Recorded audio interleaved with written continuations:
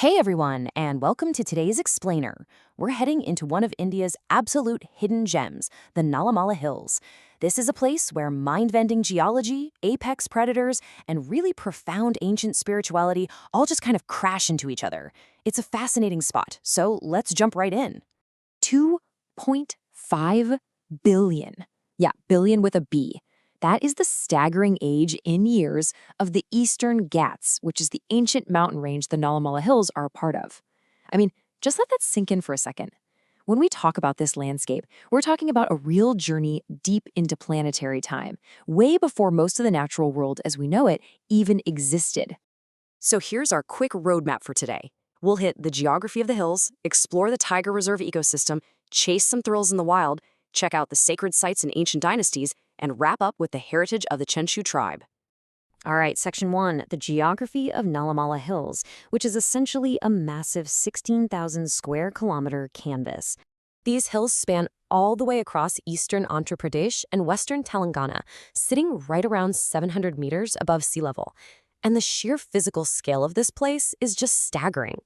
Actually, to really picture it, imagine the mighty Krishna River literally slicing its way through this huge plateau of ridges and deep valleys.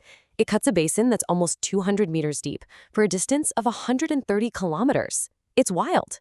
And that incredible water source is the absolute lifeblood of the entire region. And naturally, that dramatic geography creates the perfect isolated setup for our second topic, the Tiger Reserve ecosystem, straight inside India's wild heart. This whole area makes up the Nagarjunasagar Sri Salem Tiger Reserve, or NSTR for short, covering a massive 5,937 square kilometers across 5 different districts. It actually stands as one of the biggest tiger reserves in the entire country.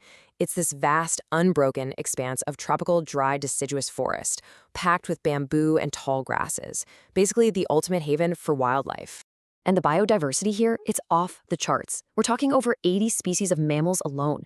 At the very top of the food chain, you've got incredible apex predators like the Bengal tiger and Indian leopards.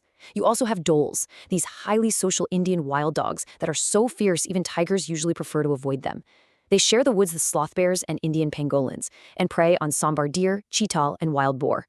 Oh, and if you head down to the Krishna River, you'll definitely find mugger crocodiles and otters hanging out in the water.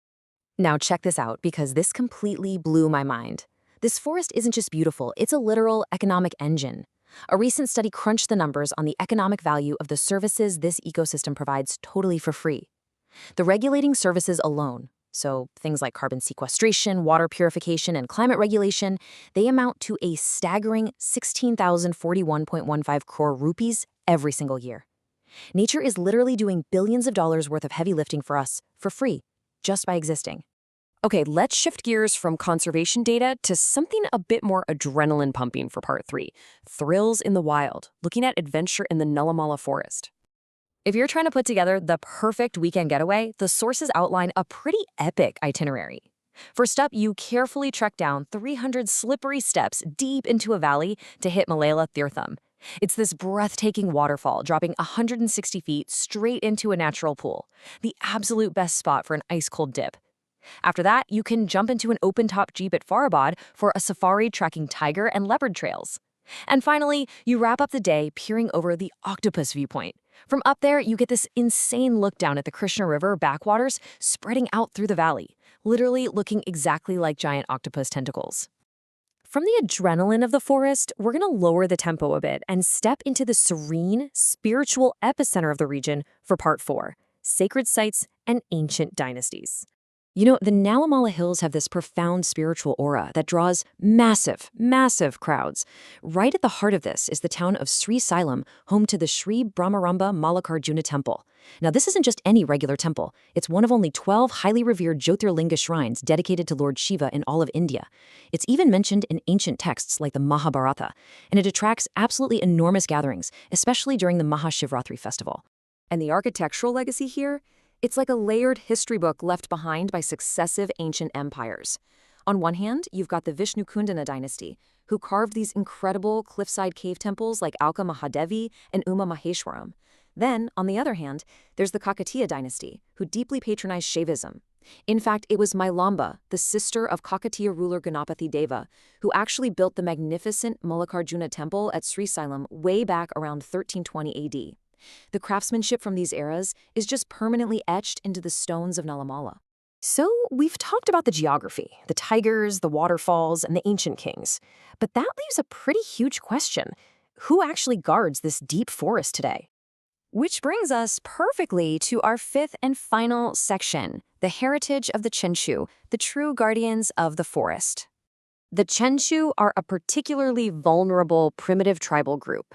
And what makes their story so compelling is that they live directly inside the core area of the Tiger Reserve, completely immersed in the forest, apart from mainstream society. They have a rich heritage as hunter-gatherers, complete with their own unique language and traditions. But as the sources highlight, their socioeconomic reality today is extremely vulnerable. They often fall below the poverty line as they try to navigate this modern world while holding on to their ancient way of life. But here is probably my favorite detail about them. They have this absolutely beautiful, symbiotic relationship with the local spirituality. The Chinchu revere the local deities so deeply that they actually treat Sri Salem Mullikarjuna Swami as their own son-in-law. I mean, how amazing is that? Because of this intensely personal connection, they celebrate Mahashivratri with incredible fervor. This bond is so deeply respected that even today, there is always one dedicated Chinchu priest serving right inside the main Sri Salem temple. It just perfectly captures how human culture and divine reverence intertwine up in these hills. And that pretty much brings us to the end of our journey today. We've traced the 2.5 billion-year-old rocks of the Eastern Ghats, tracked leopards through the Tiger Reserve, marveled at ancient Kakatiya architecture, and learned about the resilient Chenchu tribe. This single ecosystem holds so many entirely different worlds.